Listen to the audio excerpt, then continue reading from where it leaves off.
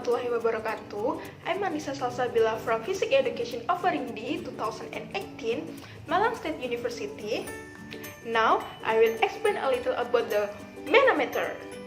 So, enjoy for watching. Manometer.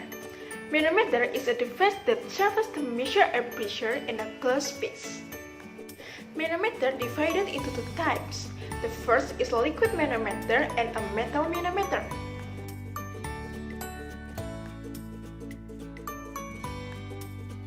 Number 1. Liquid manometer. A liquid manometer is an open-type manometer.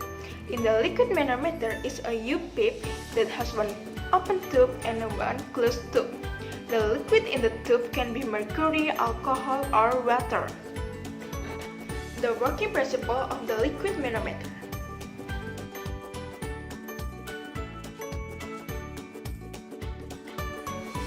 In figure A is a simple description of a U-tube manometer filled with half the liquid, with both ends of the open tube filled with the same liquid.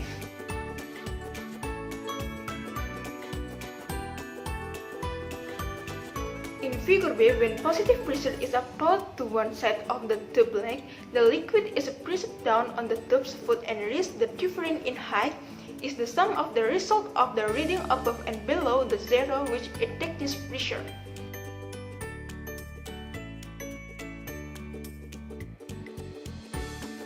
Figure C. When a vacuum is applied to one side of the tube length, the liquid will influence on the side on the liquid will drop on the other side. The difference in height is the sum of the reading above and below zero indicating the amount of vacuum pressure. Excess liquid manometer is 1. Simple and cheap, 2. Easy maintenance, and 3. The accuracy is pretty good. Efficiency liquid manometer. Number 1. Need position setting. Number 2. Cannot be used at dynamic pressure. Number 3. Only suitable for curtain fluids.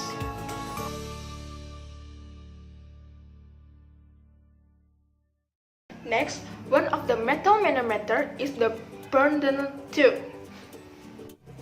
Burden tube used for high air pressure, such as measuring air pressure on characterized gas pressure and pressure heating stoves.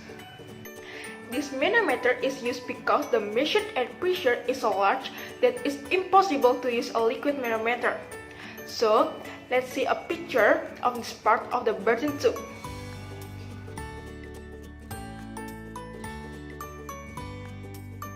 The first part is a pressure, and then Burden tube,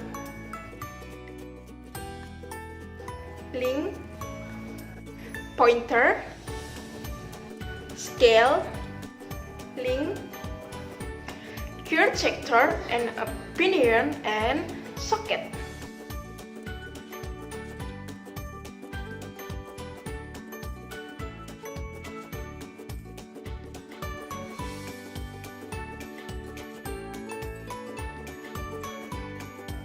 The working principle of Burden tube is, first, this Burden tube is made of short curved pipes which one end is closed.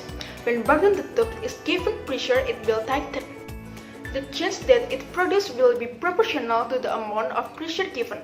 This can be seen from the dial inductor printed on the burn-down tool tube. Change in pressure detected by Burden tube will cause the pipe to move. Then the pipe movement is transmitted to move the meter needle.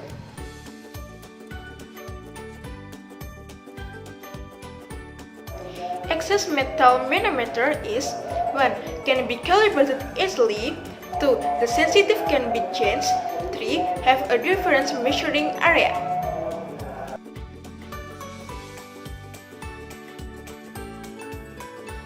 Deviancy metal manometer is 1. The response is slow. 2. Easy to influence machines. Because the manometer is a tool for measure pressure, we have to know a little about a pressure.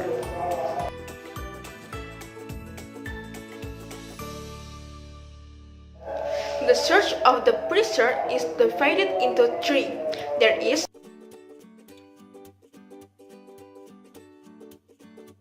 Number 1. Static pressure. In the curtain point of atmospheric static pressure is given in all directions. Static pressure is the result of the weight of all molecules above the saturation point. Static pressure does not involve the relative motion of air.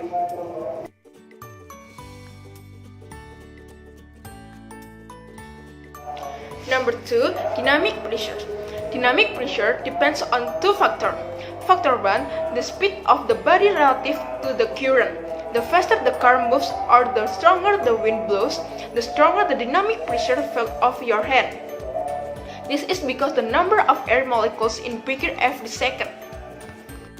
Factors 2. Air density. Dynamic pressure depends also on air density. If you follow the airflow, the density is small, so the style is small and the dynamic pressure will be small.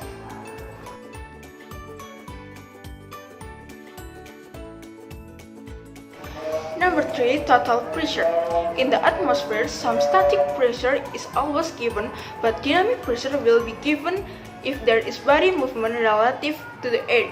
Total pressure is the sum of the static pressure and dynamic pressure. Total pressure is also known and is called the impact of pressure, filtered pressure, or even ramp pressure.